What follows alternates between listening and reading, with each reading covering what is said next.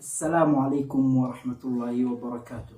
موضوعنا اليوم أو حلقتنا اليوم أو درسنا اليوم أو محاضرتنا اليوم بعنوان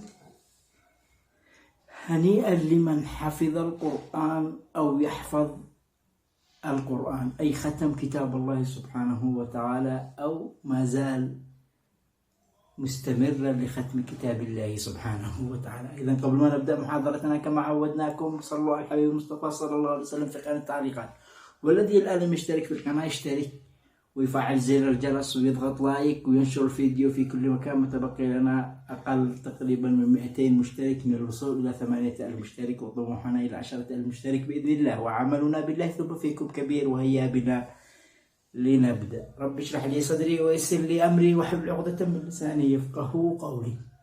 هنيئا لمن يحفظ القرآن الكريم، هنيئا لمن يقرأ القرآن الكريم قائما وجالسا في الصلوات، هنيئا لمن يقرأ كتاب الله سبحانه وتعالى في السنن والنوافل، يراجع من محفوظه مجتهدا، ولكل مجتهد نصيب. هنيئا لمن يقرأه كذلك جالسا، فاتح كتاب الله سبحانه وتعالى ويقرأ ويكرر. هنيئا لمن يقرأه داخل البيت وخارج البيت وهو ذاهب إلى العمل أو إلى المسجد أو إلى المدرسة أو إلى الأخير. هنيئا لمن تخلق بأخلاق القرآن، هنيئا لمن يحفظ القرآن ويعمل بما فيه، هنيئا لمن ختم كتاب الله سبحانه وتعالى واستمر على مراجعة كلام الله سبحانه وتعالى. هنيئا ثم هنيئا لمن يتخلق بكل كلمة بكتاب الله سبحانه وتعالى. فهنيئا لكم يا حفظة القرآن.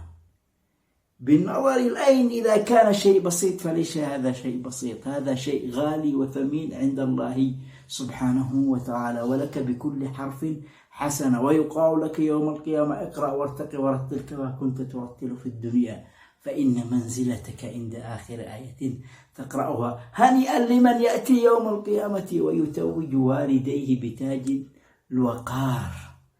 هنيئا لحفاظ كتاب الله، هنيئا لمن قال عنهم الحبيب المصطفى صلى الله عليه وسلم خيركم من تعلم القرآن وعلمه.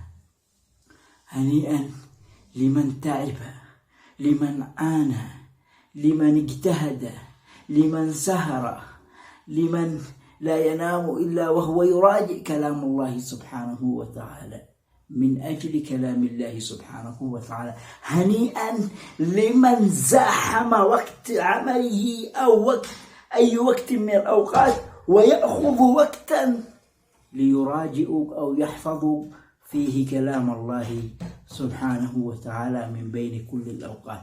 وخاب وخسر لمن يمر اليوم ورا اليوم ورا اليوم وهو لا يفتح كلام الله سبحانه وتعالى. هنيئا لمن دمعت عينه من خشية الله سبحانه وتعالى. هنيئا لمن تأثر قلبه بكلام الله سبحانه وتعالى. هنيئا لمن أرار قلبه ووجهه وجسمه كاملا بكلام الله سبحانه وتعالى. هنيئا لمن أطاع الوالدين وتأثر بكل شيء يدور في كلام الله سبحانه وتعالى وبكتاب الله سبحانه وتعالى. هنيئا لكم يا حفاظ القرآن. الذي للآن لم يحفظ كلام الله سبحانه وتعالى فماذا تنتظر؟ المسألة 30 جزء 600 صفحة، المسألة 30 جزء 600 صفحة. يحتاج منك إلى جهد فقط، يحتاج منك أن تنوي وتعزم وتتوكل على الذي خلقك. توكل على الذي خلقك.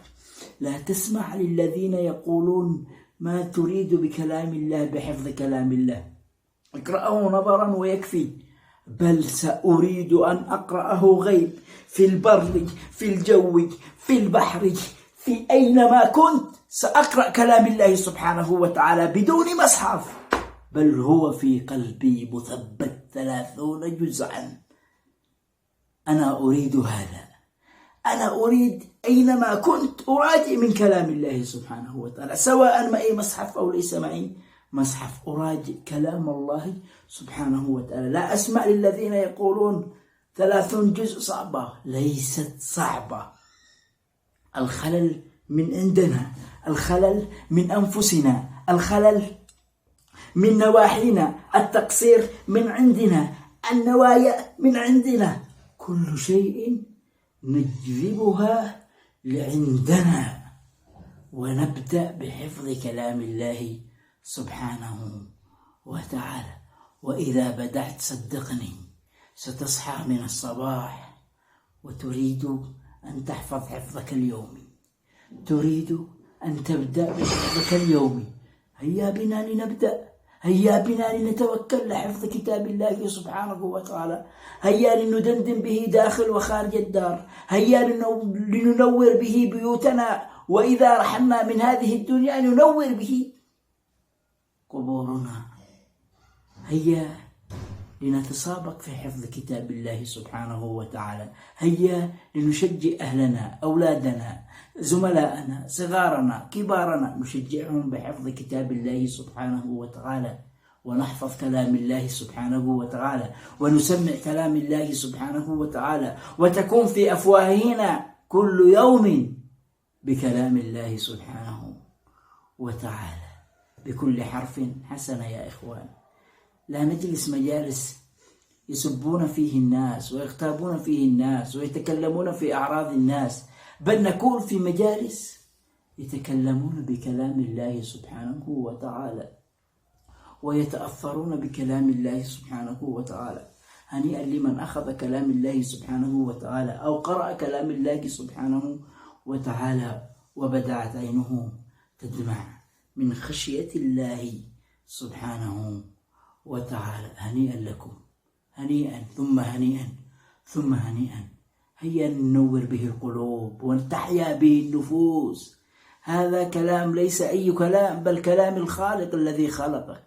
كنت لا شيء، كنت لا تعلم، كنت خلقك من شيء، من خلقك الله سبحانه وتعالى من نطفة، ثم من علقة، ثم من مضغة، يكون الإنسان ويكونهم إلى أن رباك في هذا العمر. فلا نبادره بالمعاصي، فلا نبادره كل يوم بالذنوب، بل نبادره بطاعة الله سبحانه وتعالى لنفلح ونسكن جنته سبحانه وتعالى. هيا نستعد لحفظ كتاب الله.